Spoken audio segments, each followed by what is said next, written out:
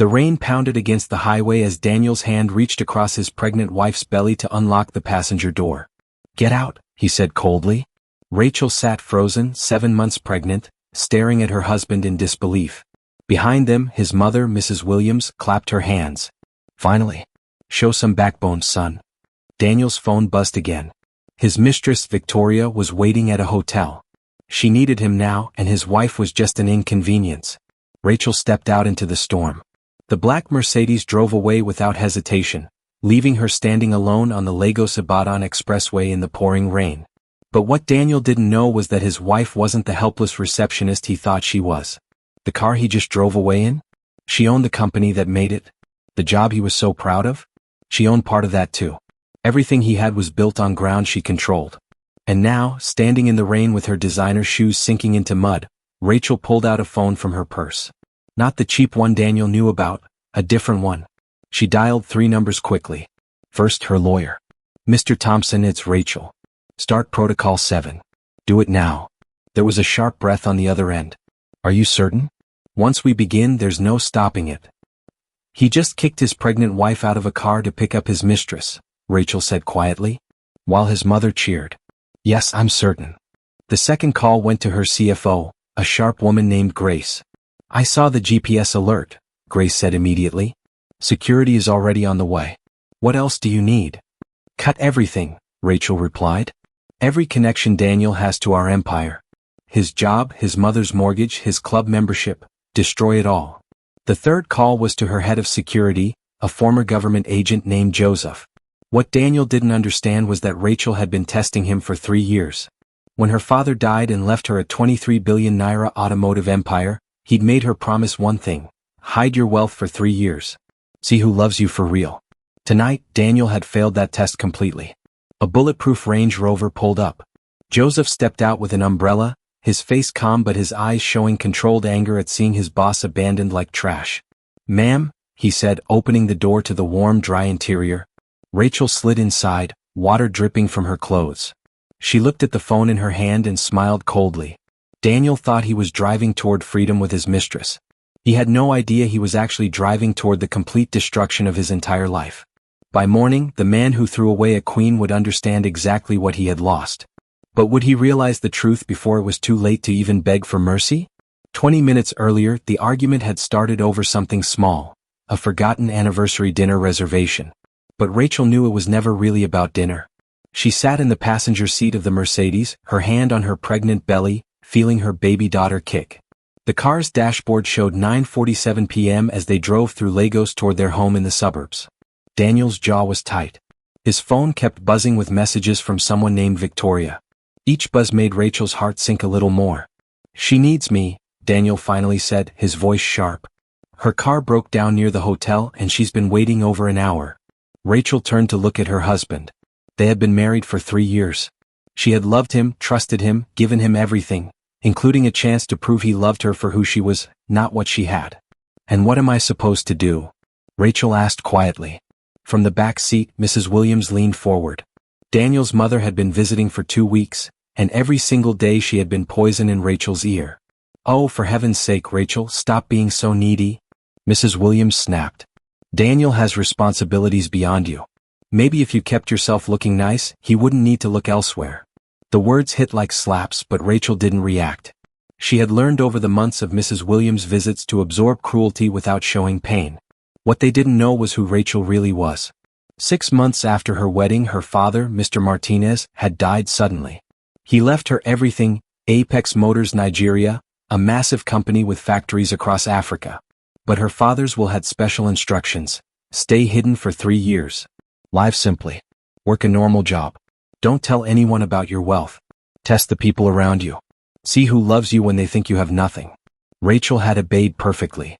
She lived in a rented apartment, worked as a receptionist at a dental office, and watched her husband carefully. Tonight was the final test. And Daniel was failing. He pulled the Mercedes onto the highway shoulder. Gravel crunched under the tires that had the Apex logo Daniel had never bothered to notice. Rain started falling, light drops that would soon become heavy. Daniel reached across Rachel's pregnant belly and unlocked her door with a hard click. The sound was final, like a judge's hammer. "Get out," he said flatly. I'll send a taxi for you in 20 minutes. Victoria needs me now, and I'm not keeping her waiting because you want to be dramatic. Mrs. Williams clapped from the back seat. Finally. Your father would be proud. Don't let some poor girl you rescued tell you what to do. Rachel sat still for 3 heartbeats. She felt her daughter kick again as if protesting this betrayal from inside the womb. She looked at the door frame where the vehicle identification number was stamped, a code that traced back to her own private companies. Then she looked at Mrs. Williams in the mirror, seeing the woman's triumphant smile. Finally, she looked at Daniel's face, so sure of his power, so blind to reality. All right, Rachel said softly. I'll get out. She opened the door and stepped into the rain. What Daniel didn't see was the small smile on Rachel's face as she reached for her hidden phone.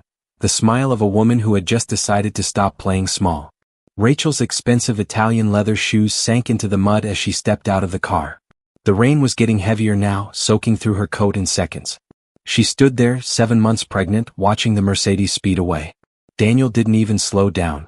He was racing toward his mistress and his imagined freedom. Through the back window, Rachel could see Mrs. Williams turned around, watching her humiliation with pure satisfaction on her face. The woman had no idea she was watching the destruction of her own comfortable future. Those monthly checks Daniel sent her? They came from money Rachel had quietly provided, routed through accounts he thought were his sales commissions. As the car disappeared around the bend, Rachel reached into her purse. But she wasn't looking for tissues to cry. She pulled out her encrypted iPhone, the one connected to the networks that ran her empire. Her fingers moved quickly despite the cold rain on her face. She dialed 3 numbers fast. The first call connected immediately. Mr. Thompson, it's Rachel. I need Protocol 7 executed now. Her lawyer's sharp breath was loud even over the highway traffic rushing past. Protocol 7? Rachel, are you certain? Once we start this, there's no going back. Everything gets exposed. Protocol 7 was their nuclear option. They had designed it 18 months ago when Daniel's late-night work meetings first started. It was a complete legal strategy that would tear apart her husband's life piece by piece. He just kicked his pregnant wife out of a car to pick up his mistress while his mother cheered, Rachel said, watching a truck spray water across the spot where she stood. I'm standing on the Lagos-Ibadan expressway in a thunderstorm. Yes, I'm certain. Consider it done, Mr. Thompson said. I'll file the papers by midnight. He'll be served at his office tomorrow morning. He paused, then added with barely controlled anger, your father would have destroyed him for this. My father isn't here, Rachel replied quietly. But I am. And I learned from the best. The second call patched through to Grace, her CFO. Grace was the only person besides Mr. Thompson who knew the full truth about Rachel's wealth. I saw the GPS alert from your phone, Grace said immediately, her voice tight with anger. I've already sent Joseph with the car. He'll be there in 4 minutes. What else do you need? Rachel smiled despite the rain, despite everything. This was real loyalty, not the performance Daniel had given for 3 years, but genuine care backed by immediate action. Pull every financial thread connecting Daniel to anything touching our empire, Rachel said. The dealership where he works, we own 40% through Phoenix Holdings. His mother's house in Lekki, our real estate division holds the mortgage. His country club membership, we're the primary investor. I want everything called in. Every favor revoked. Every door we opened slammed shut. With pleasure, Grace said. Rachel could hear rapid typing, meaning her CFO was already executing commands that would shake Daniel's life like an earthquake. But Rachel, there's something you should know, Grace continued. We've been monitoring Victoria as a precaution after the affair became obvious. She's not just his mistress. She's been trying to get information about your family, any potential assets. We believe she targeted him deliberately. The news should have hurt more. But Rachel felt only cold satisfaction. Of course Victoria wasn't random, gold diggers could smell money even when hidden, but had she realized the true scope of her mistake? Does Daniel know she's using him? Rachel asked, watching headlights approach through the rain, Joseph arriving with her actual car. Not even slightly, Grace replied with dark amusement. He thinks she's a pharmaceutical sales rep who genuinely loves him. The irony is almost beautiful. What do you want us to do about her? Grace asked. Rachel thought for a moment. The bulletproof Range Rover pulled up and Joseph stepped out with an umbrella. He was a former DSS agent, built strong but with a sharp mind. His face stayed neutral, but his eyes showed fury at seeing his employer abandoned like trash. Nothing yet, Rachel said. Let them have their moment together. By tomorrow morning, when Daniel realizes what he's lost, having Victoria there will make it perfect. She'll abandon him the moment the money disappears, and he'll understand exactly how fake his true love really was. Poetic, Grace agreed. I'll have reports ready by 6 a.m. Every asset, every connection, every thread we're about to cut. Ma'am, Joseph said simply, opening the rear door. The interior was warm and dry, representing everything Daniel had just thrown away without knowing it. Third call, Rachel said to Grace before ending. Get me Michael on the line. Your head of security? Rachel, what are you planning? Nothing illegal, Rachel assured her, sliding into the Range Rover's leather interior. Her soaked clothes dampened the seat, but heated warmth wrapped around her like an embrace. But Daniel and Mrs. Williams are about to learn that when you discard a queen, she doesn't vanish. She reminds you exactly who holds the power. Meanwhile, Daniel felt like a king as he pulled into the hotel driveway. His mother's praise still rang in his ears like music. You did the right thing, son, Mrs. Williams had said at least 5 times during the drive. Each time made him feel better about his decision, until the guilt disappeared completely. A man has to put himself first sometimes, she continued. Your father taught me that. The fact that her husband had died alone after she divorced him for a richer man seemed lost on her. But Daniel never questioned his mother's stories. She rewrote history with confidence, and he had inherited that same ability to justify anything. Victoria stood under the hotel entrance, looking stunning in a red dress. Her dark hair was perfect, her makeup flawless.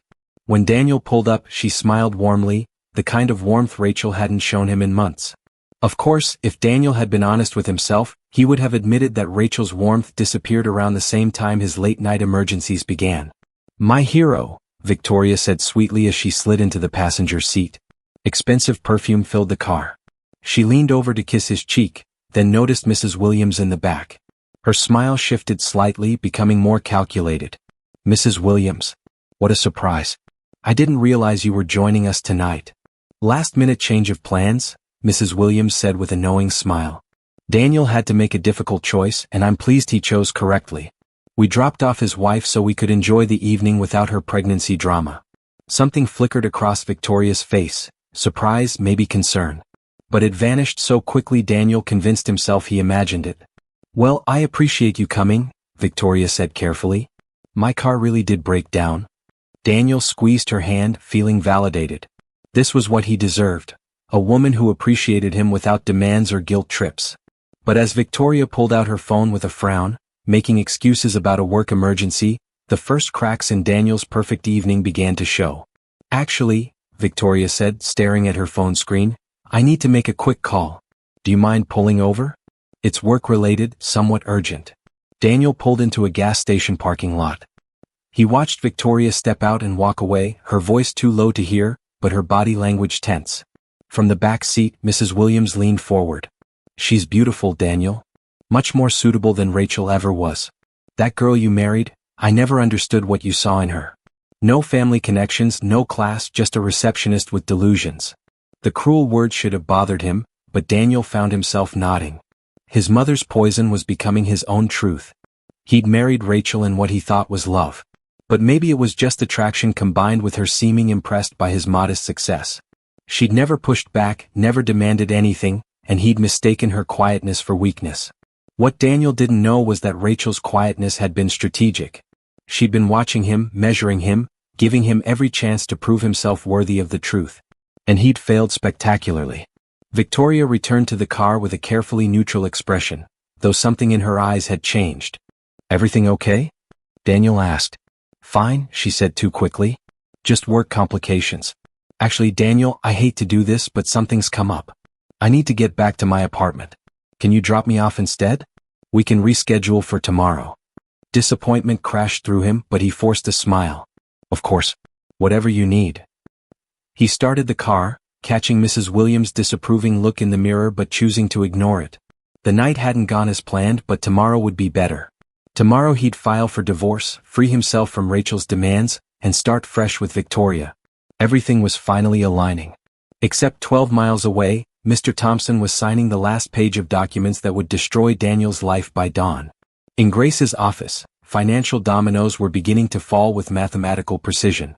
And in the back of a bulletproof Range Rover, Rachel was reviewing photographs her security team had compiled, evidence of every affair, every lie, every betrayal, while her daughter kicked steadily against her ribs, reminding her exactly what she was fighting for.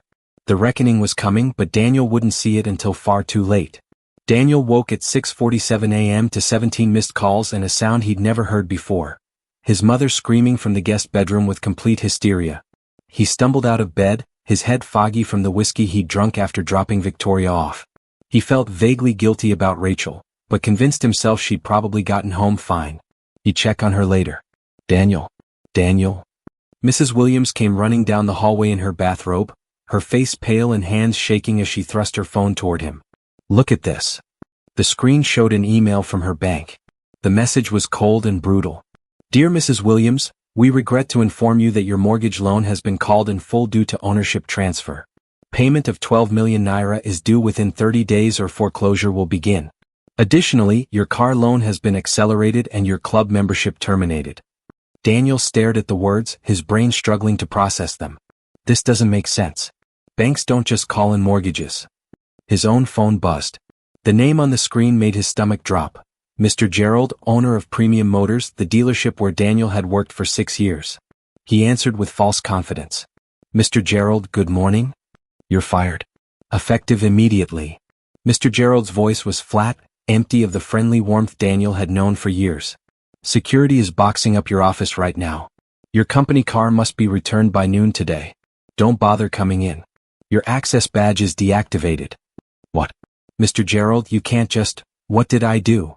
Daniel's voice rose with panic as the ground shifted beneath him in ways he couldn't yet comprehend, but would the truth destroy him before he even understood what hit him? This isn't a discussion, Daniel, Mr. Gerald said coldly. New ownership directives came down this morning. Our primary investor has concerns about your character and specifically requested your termination. They own 43% of this dealership. Their requests aren't really requests. Goodbye. The line went dead. Daniel stood frozen in his kitchen. His mother was crying behind him. His phone kept buzzing with more notifications. His bank account was frozen pending investigation. His credit cards were declined. The gym membership he'd had for 3 years was terminated. It was like someone had gone through every part of his life and destroyed it with surgical precision. Then his phone rang again. Victoria. Relief flooded through him. At least she was still there. At least someone cared about him through this nightmare. Victoria, something insane is happening, he said desperately. I just got fired. My mother's losing her house and I can't see you anymore, Daniel. Her voice was cold, professional, completely different from yesterday's warmth. I'm sorry, but I can't be associated with someone in your situation. I have my own career to think about. What you did to your wife, leaving her pregnant on the highway, it's all over social media. Someone filmed it and you look like a monster. My company told me this morning to distance myself from you or face termination. We're done. She hung up. Daniel felt something inside him shatter completely. He pulled up social media with trembling fingers and found it immediately. A video from a truck's dash cam showing him pushing Rachel out of the Mercedes in the rain. Showing her standing there pregnant and abandoned while Mrs. Williams was clearly laughing in the back window. The caption read, "Cruel husband abandons pregnant wife for mistress. Watch karma destroy him in real time." It had 3 million views and was trending nationally. The comments were vicious, calling for his job, his arrest, his complete destruction. In the thread, someone had posted screenshots of property records and corporate filings that Daniel couldn't fully understand. But they seemed to show connections he'd never known existed. Lines tracing from his life back to something larger. His mother was on the phone screaming about lawsuits. But Daniel barely heard her. He was scrolling through document after document, seeing his entire life revealed as an illusion. The job he'd earned through talent? At a dealership partially owned by something called EM Holdings. The promotion he'd been proud of? Approved by a shadow board member he'd never met. Even his apartment traced back through shell companies to something called Apex Property Management. Apex. The word triggered a faint memory. Rachel's father had worked in automotive manufacturing before he died. At some company Daniel had never bothered to learn about. What was the name? His hands shook as he typed into Google, Apex Motors Nigeria owner. The search results loaded and Daniel's world ended completely. The top result was a business article from 3 months ago, The Hidden Empress, How Rachel Martinez Built a 23 billion naira automotive empire in her father's shadow. The photograph showed his pregnant wife whom he'd thrown out of a car last night, standing in front of a massive factory wearing a power suit and looking nothing like the modest receptionist he'd married. The article detailed everything. Her inheritance. Her anonymous leadership. Her revolutionary patents. Her strategy of testing relationships by hiding her wealth. And there in the final paragraph was a quote that made Daniel's vision swim. "I believe you discover people's true character not when they have power over you, but when they think they have power over you. The truth always emerges eventually." Daniel's phone rang one final time. An unknown number. He answered without thinking. "Hello, Daniel." Rachel's voice came through, calm and measured and absolutely terrifying in its composure. "I assume you've had an interesting morning. I'm calling to let you know that divorce papers will be served to you within the hour. You'll find the terms non-negotiable. I'm keeping full custody of our daughter.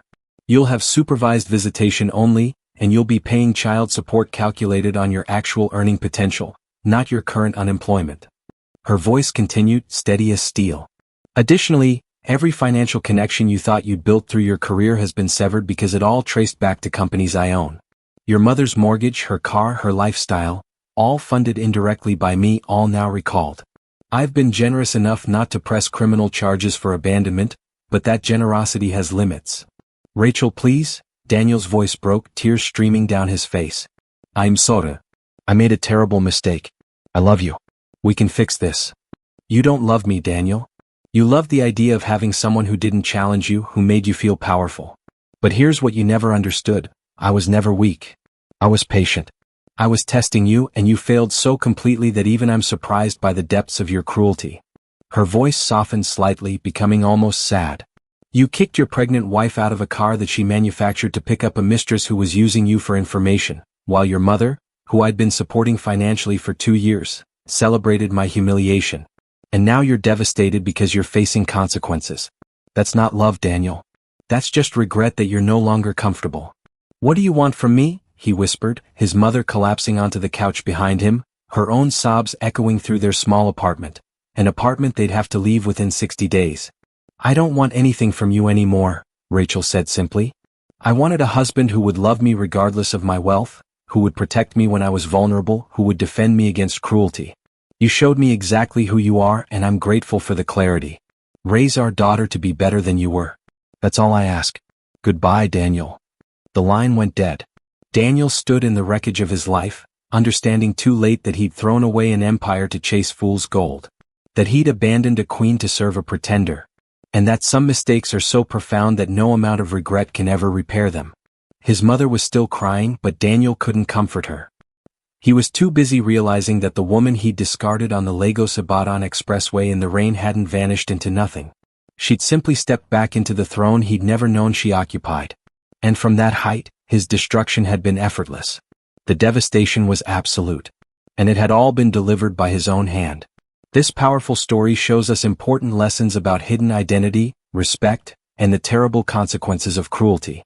Rachel's patience revealed Daniel's true character, while his downfall came from his own choices.